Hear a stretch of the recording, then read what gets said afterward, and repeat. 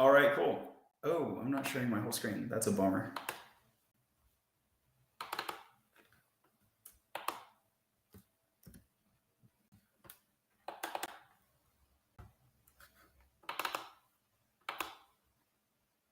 Okay, now I'm sharing my screen. So now we got YouTube and Twitch as well.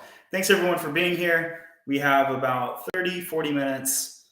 And what we're going to cover today is kicking off a Python monorepo. So this is not a commercial application structure. This is an educational application. We're going to be building a single blog, basically, using 3 different web frameworks. So I would almost never recommend this be done in a commercial setting. In a commercial setting, you'll pick one of these 3. But from an educational perspective, this is great because you get to learn about all 3 of them. And it's going to make you a really great developer if you can compare and contrast these 3 pros and cons of each, when you'd want to use each one and why. The 3 that we'll be using are Flask, fastAPI, and Django. By the way, if you're on TikTok, you can see the full screen. If you go over to Twitch or YouTube, just tap my TikTok bio. And let's dive in. So this is open source Python Hello Web monorepo. Feel free to fork it, clone it, etc. You can see bare bones, just getting started.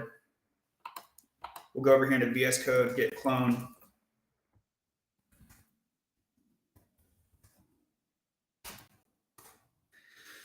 Clone it down. Okay, so we have this. And what does a real developer do? You just go look for something to copy. I did a little bit of Googling, found some good tutorials, but I don't know that I found a good project. So we can spin up our own Django, or we can rip a template. Let's look for a Django tutorial. Django tutorial blog. So Django, fastAPI, and Flask, of these 3, Django is the thickest, most fully featured, and it's also the one that will be doing the UI templating. It's going to be our core, basically. And then we'll do microservices to supplement with Flask and fastAPI. So I kind of want to start with Django and get the UI up, and then do the additional microservices later. So that's why we're going Django first. And I'd rather do a tutorial where we build a blog instead of just ripping a pre-made blog, because I want to use a new version of Django if I can. So all of these look pretty good. There may be that's better, but any of these should work well enough. So let's click through them. And literally, this is, if you're at a company and they have a starter kit, use that. And if you don't, you just search around and find a starter kit. Python 3, we should already have it. I guess let's double check that I have Python installed. Oh, I don't have Python on this machine. Okay, well, let's do that. I'm on Windows right now. Can't win them all. 3.10 should work. I mean, I guess we can do 3.11, like, why not? Sure. Thanks for the follows. Good framework choices. Thank you so much.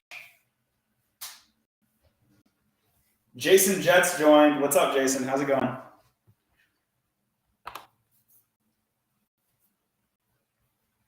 Okay, so we'll install now. I'm going to pick the default options. We don't want to custom tailor this Python install.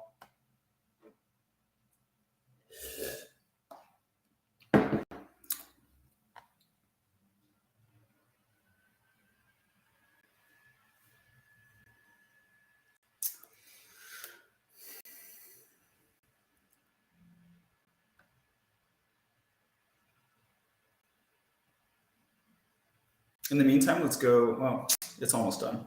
I want to double check and make sure that I have my Python plugins installed on this computer too. Don't you hate when it like gets all the way done, but it's like not really done? All right, let's check the extensions. So do I have Python? Yeah, it's already here. The extension pack is not fully installed. I don't know that I like everything in the extension pack though, so I do need Pylance. Here's Django. I've never used the Django plugin. Maybe I should be doing that.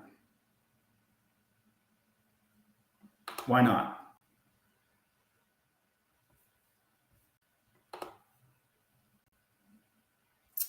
Ginger, I don't want Ginger right now. I think it's all we need. iSort would be good. Okay, it's already installed. Cool.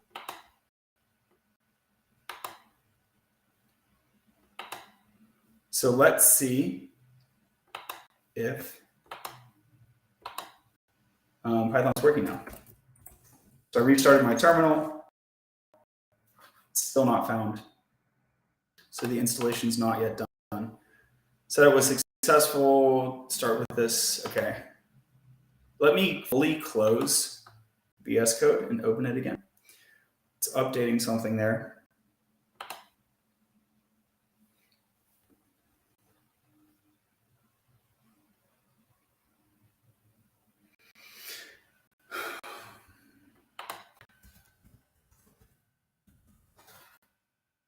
Python is still not found. So it's not on my path. So let's add Python to path. So path is a global environment variable that tells your operating system which executables to make available every time the terminal is loaded. So yeah, let's check out if this much of the path works.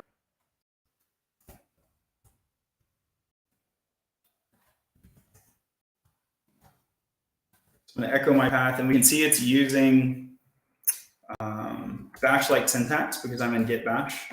So you can see users dandy. What's in here? This is my user folder. We should look in app data local programs Python.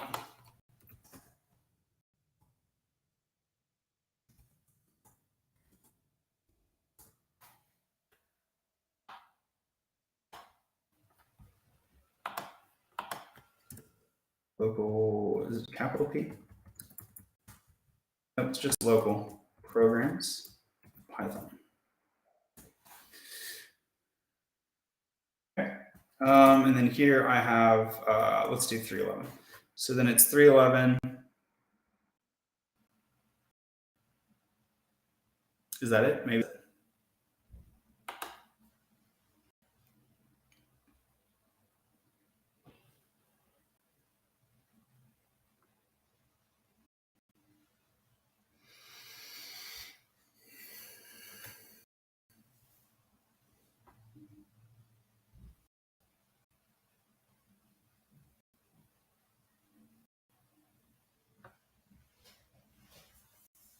Cool. So I'm not super sure if they're saying to add the Python or both of these.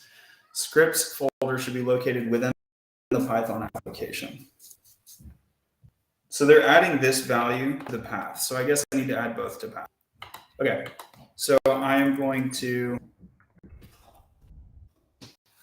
hey, what you up to, little lady? You have to get it down? Yeah. No, that's my drink, babe.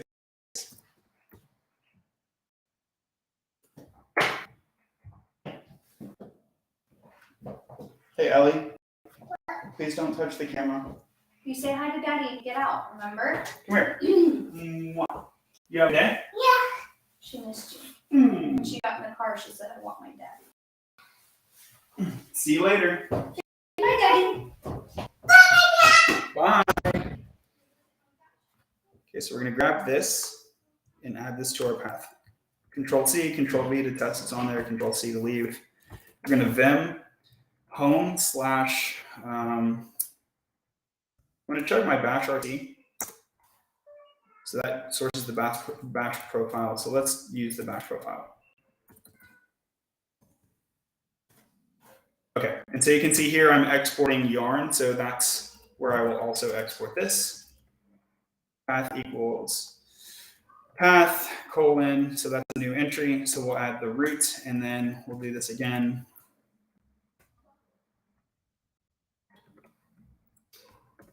For the, oops, wow, that's ugly. For the script, why is it doing that? I'm doing backspace.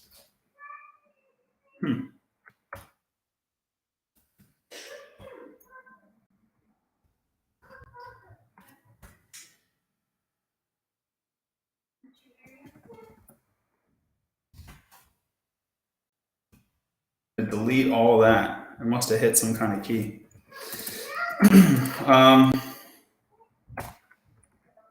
Is it a capital S on Windows? Let's see. Lowercase scripts. Cool. Escape colon WQ for saving it. Now I'm going to exit. So that trashes my terminal. We'll reopen it. So that should re-execute the bash profile. Hey, we have Python. Okay, well, there went 15 minutes. Using an editor in the terminal of another editor. Interesting. No package manager to install Python. Not today. I mean, it's a good idea. I only need one version for today.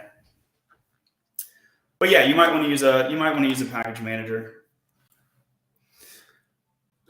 Okay. Great.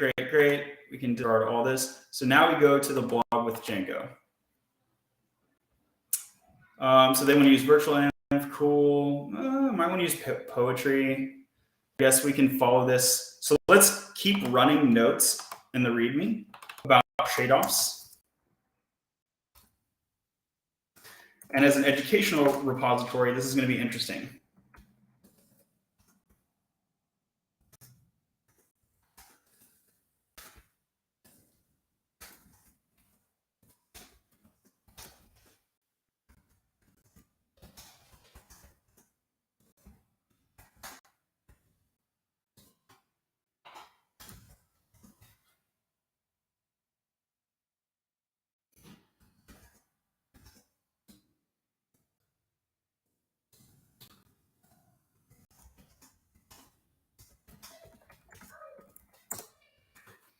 So you can see I said it's by no means best option. It's by no means been by no means proven to be the best option. So you don't have to pick apart every element of your architecture. In programming, we often say, get it working and then make it good. So saying, hey, I did it this way just because that's what the tutorial said.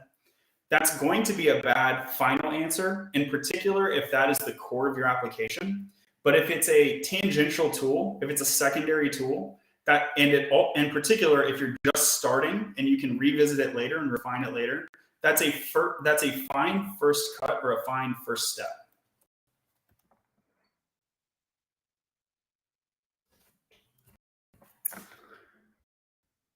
Okay.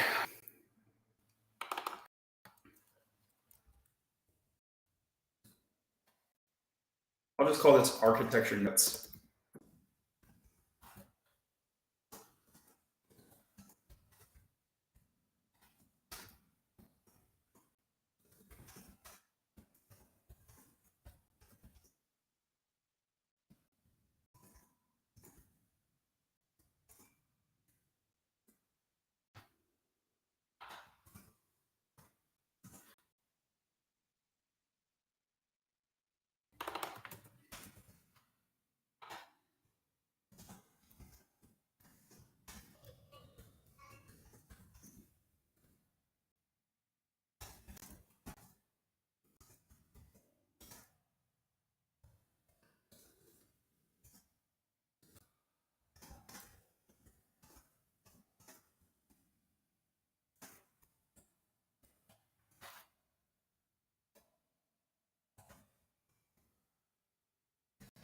Cool.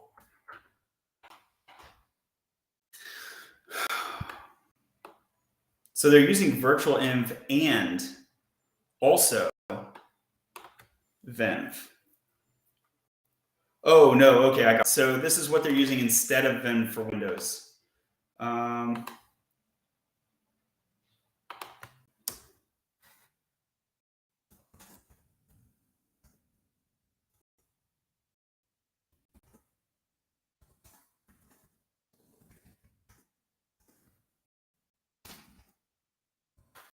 That's interesting. Okay, so yeah.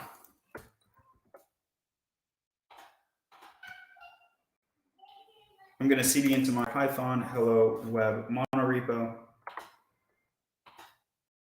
They cd desktop, so they're actually creating a folder called Django on their desktop. I really don't want to do that. I'd rather pip install Django. If you have already installed Django, you can skip this section and jump straight to setting up the project. So here's going to be make dir my site. So let's pretend I'm already in my site. So Django admin.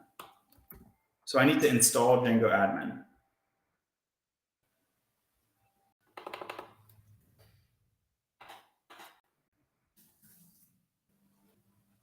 Okay, so I'm going to create a virtual environment inside. They're creating a virtual environment on their desktop. I'm going to create a virtual environment at this folder level. I'm going to call this virtual env mono, or like, yeah, by mono. Virtual env command not found. Okay.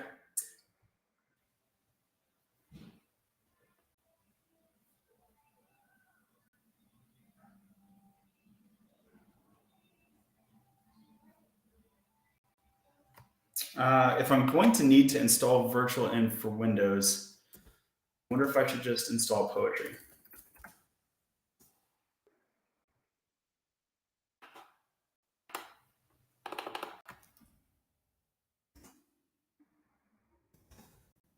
So let's look specifically for Django in Poetry.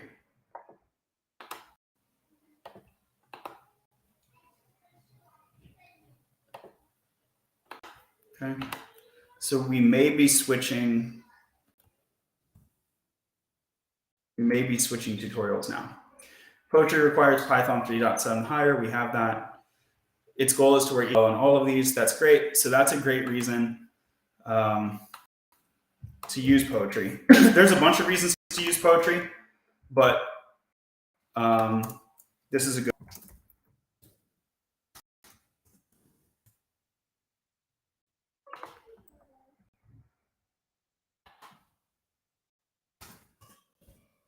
In contrast to Vim virtual env, also it adopts familiar idioms like lock files from other non-Python package managers like Yarn. I'm gonna say implements instead of adopts. Implements. So it's a really cool feature that package managers act similar across language. So the cool thing is not that Poetry acts like Yarn. That's not the idea. The cool thing is that I can switch languages and have familiar package management idioms in any language. That's another cool feature about Poetry that you do not get if you're using Conda virtual environment, Vim, and so on. If you're enjoying the video, tap the screen on TikTok and give it a like. Okay, so these are two pretty good reasons, and especially as a junior, those would be great reasons to say, if they're like, hey, why did you pick Poetry?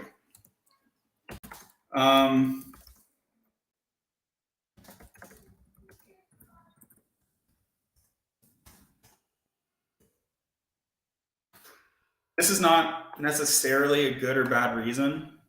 It's kind of a quality smell. So you know that, yeah, it's not the best reason, but it's a quality smell. You're going to constrain the amount of legacy code that you interact with, which in some ways is a good thing. Now, if you're already in a legacy code base, you need to support that. But if you are if you're outside starting on a greenfield project, we want to adopt the newest and best stuff and the newest and best practices. there's only like a low correlation here. It's not like using something that relies on 311 makes it better, but you constrain the amount of legacy patterns that you will be encountering. So you're going to limit the legacy patterns and you're going to be learning newer stuff. And that's a good thing because you're going to be more current. So it's not the best reason, but as a number 3, it kind of works. And I should retool this because it's going to say,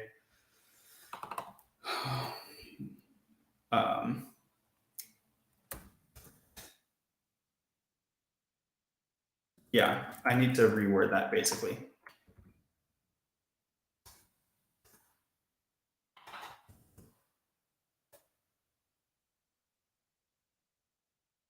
Cool.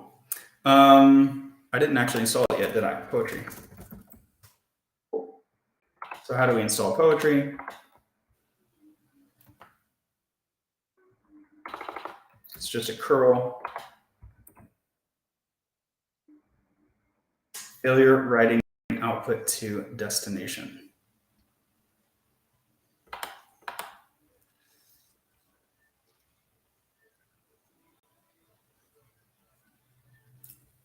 Oh, this says WSL. Okay.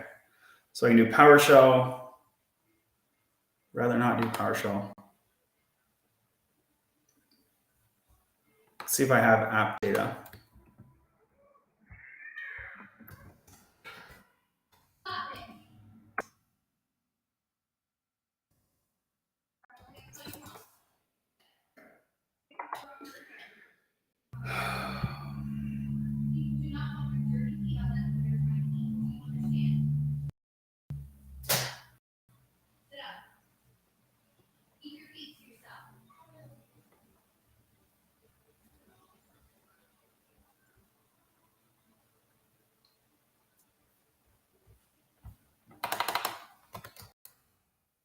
See if I have Python 3. Response. It does not respond to that. This might hit enter, which I don't want it to. Yeah. So we're going to change this. So this will say Poetry Home is app data.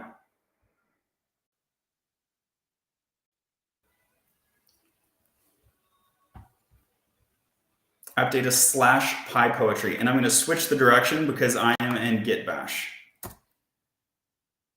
Okay. Then I'm going to remove the 3 here. And that one worked.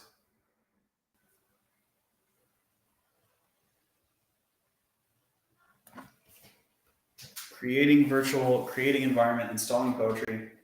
What are we doing today? Asks David Gray. This is a Python monorepo. That is an educational repo. So it's not meant for production use. And we are learning 3 different web frameworks. We're learning Django, Flask, and fastAPI. So Django will be the core, and we will add in Flask and fastAPI microservices for special purposes on top. Ideally for a custom authorization, but maybe that's too deep. We'll see how Django plays with that. Thank you for all the likes. So Poetry claims that it's been installed. Poetry is not found. Call Poetry explicitly like this. Ensure that this is in your path. Yes, we need to ensure that. So let's go back to our bash profile. So we also need to export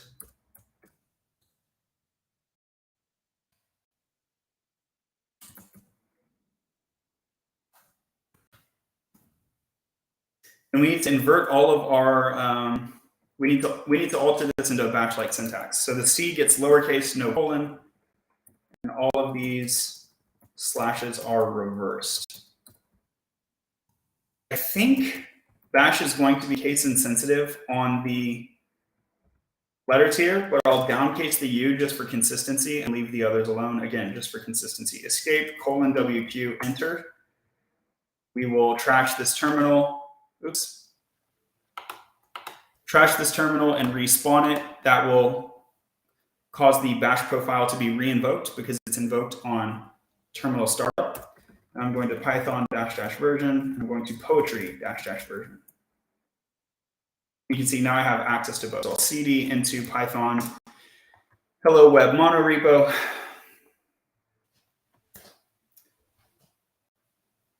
And cool, let's see if we can actually install Django now. We're making progress little at a time. Welcome to software development. Okay, so we installed poetry. Create a Django directory for you and Go project. See, this feels much more modern. I'm not having to do like, do this if it's Windows, do this if it's Mac. It's just bash, and it's poetry init. This feels very modern. Love it. So we already have our directory, so we're just going to, at this point, poetry init. And in fact, we might even commit a git commit, which is a chore, which is just poetry init. That's a great commit all by itself. This command will guide you through creating your Pi project toml. Thank you so much. This might be comparable to a package JSON over in TypeScript world. Package name, that looks good. Version looks good. Description, an educational multi-framework, Python, and educational Python multi-framework web monorepo. Bunch of buzzwords. Why is it multi-framework? Read multiple frameworks. Why is it educational? Because I don't intend this for real commercial use. Why is it a monorepo? Because we're implementing 3 discrete web frameworks in a single repository. And an alternative to that, and this is going to be an interesting trade-off, monorepo versus multi-repo. In a commercial setting, we might prefer multi-repo to denoise single project participation. In this educational setting, the intent is to educate on all 3 frameworks. So we include all 3 in this single repo. Parentheses, because whatever, that makes sense. We'll just leave it like that. Author, John Vanderveer, fine. License, MIT. Compatible 3.11 and higher, sure. Would you like to define your main dependencies interactively? Not really. I mean, eventually I do, but not right now. Let's go with yes.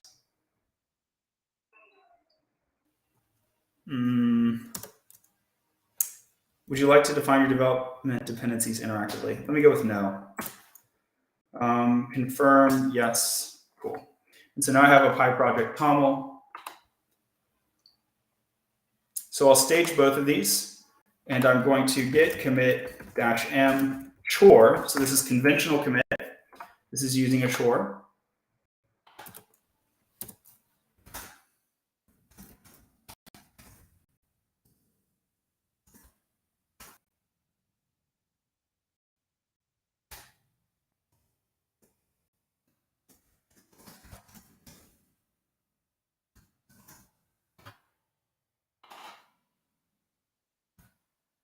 See if I spelled inaugural right. You know what? If I need to check if I spelled it right, I probably shouldn't use it. Let me say initial commit.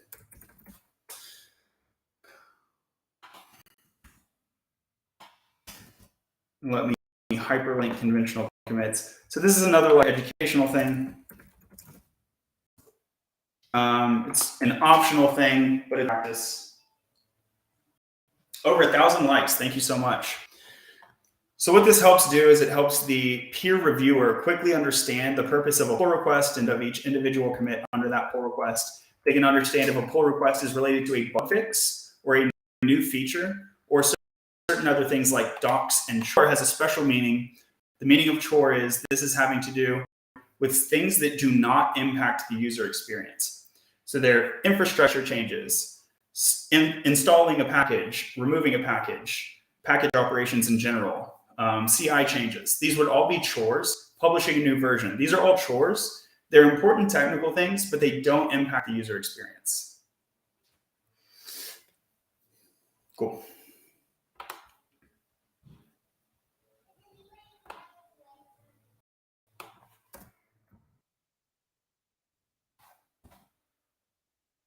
We'll stage that too. And this will be poetry in it. So chore, poetry in it. Push that right up onto the main branch because we wild out here. You are very disciplined. Thank you very much. I appreciate that. Okay, just to demonstrate a pull request. I don't need to demonstrate a pull request. We don't need to cover that in this video. I think I've covered that up. Subscribe to my YouTube channel, follow my TikTok, whatever. I've demonstrated pull requests a bunch of times, and you can go find a YouTube video that will simply demonstrate the pull request doing nothing else, and that's going to be better for both of us, rather than sticking it in the middle of this sort of unrelated thing. Poetry add Django. This is what we're looking for. Again, add. The add is a common idiom, just like yarn add. You can yarn add Django. NPM install Django is pretty similar. To my knowledge, I could be wrong here, but to my knowledge, if you're dealing with a requirements file, there's not an equivalent keyword. You have to go edit your requirements file and specify the dependency.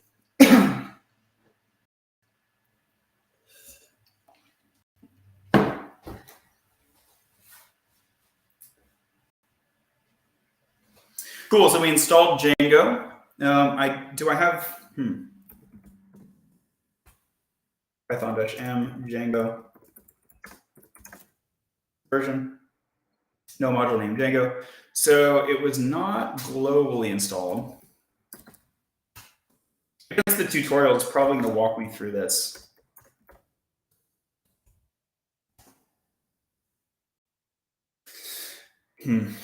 Okay.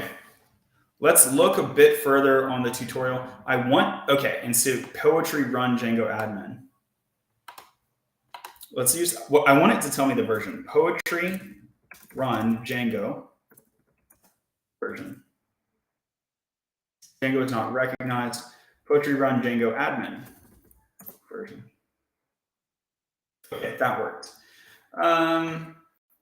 Yeah, I'm not sure. When you install Django, I don't actually know if you get the Django keyword. It might just always be Django admin. Okay, poetry run Django. And so at this point, I'm loving the tutorial enough that I'm going to specify in the README.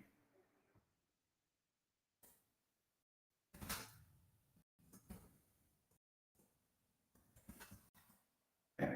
So loving this tutorial, so it's going to, at least at the moment, become the working tutorial. And I can close my other tutorials.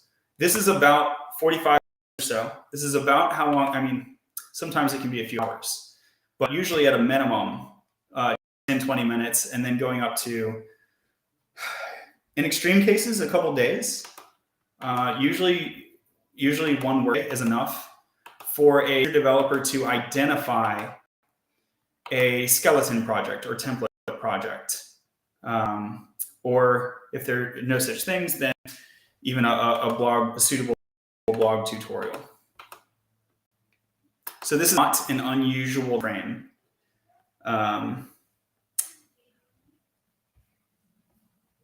Cool, we love it, we love it. This is not an unusual time frame for how long it takes to find a decent blog and get into the tutorial, or like a decent tutorial and get into the tutorial enough that you can sort of quality assure it and like, you know, it's a good one. So this looks like a good one. Kudos to, who is this? Rasul Kareev, thank you so much. So this will be another chore if it's successful. So let's run that. You can see it generated a bunch of stuff over here. This would basically be the Django init. I didn't literally run a command Django init, but that will be my chore name. When you need to run any Python function, you have two options, poetry run, or you can activate the poetry shell. Bonus, export dependencies to requirements.txt file. Let's also do that.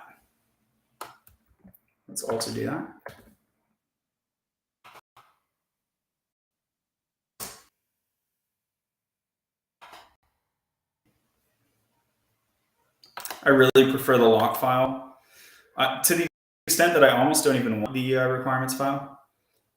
Bonus video. Okay, cool. Thanks for the video.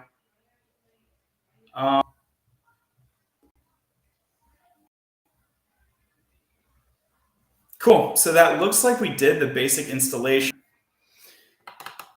And that's really all this thing was walking us through. We did not set up a blog yet, but that's okay. So we'll stage all of these. So this is the chore Django init. We basically initialized the Django order. Do you think pursuing an associate's in programming software development is worth it compared to a 4-year bachelor's in CS? Maybe. I would need to do some research, but it's definitely not it's not obviously stupid, I can say.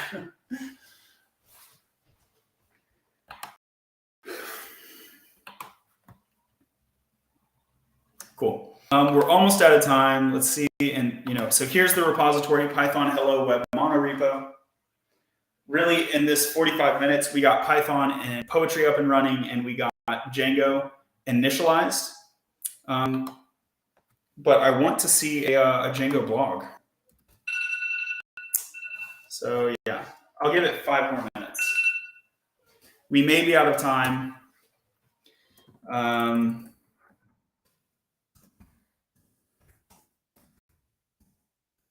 basic Django blog. We may be out of time, but let's see if I can figure out something to do in 5 minutes. GraphQL, we don't need all that. Although this does bring up the point, like what database am I going to use? I was thinking SQLite.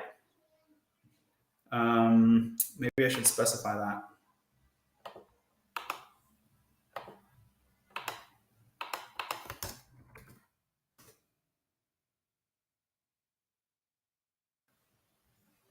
I might need to watch this video. This video keeps coming back up, but that's a 2-hour video.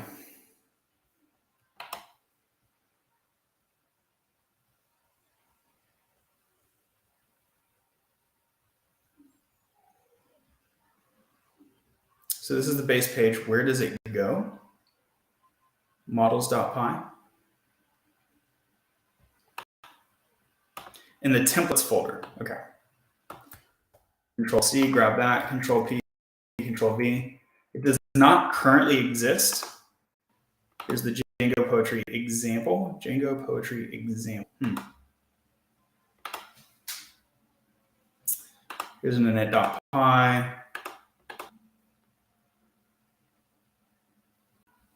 Yeah, so I don't see a templates folder at all.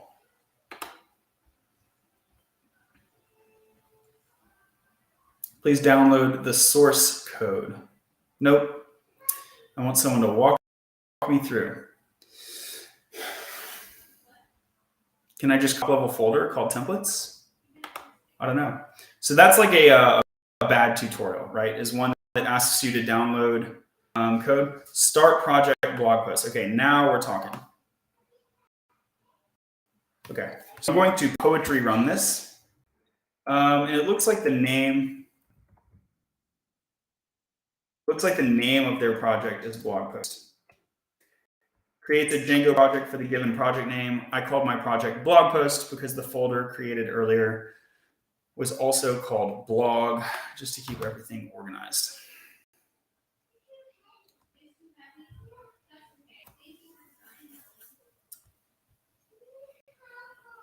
So what do I want to call mine? Yeah, we can call it blog post. That's fine.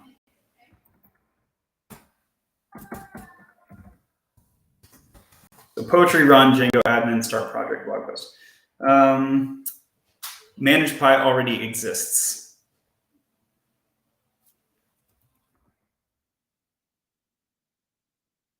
Okay, so that start project thing is done.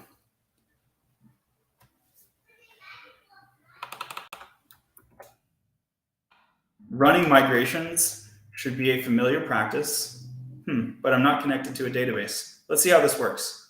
Python manage.py migrate. Manage.py is in a child folder. Oh, no, it's not. Okay, it's right here. So we can poetry run. Hey, it's got SQLite out of the box. I was hoping for that. Great. Okay, so Django gives us SQLite out of the box, and I don't need to configure it. That's great. And now we can run the server. Couldn't import Django. Are you sure? Okay, so we need a poetry run again.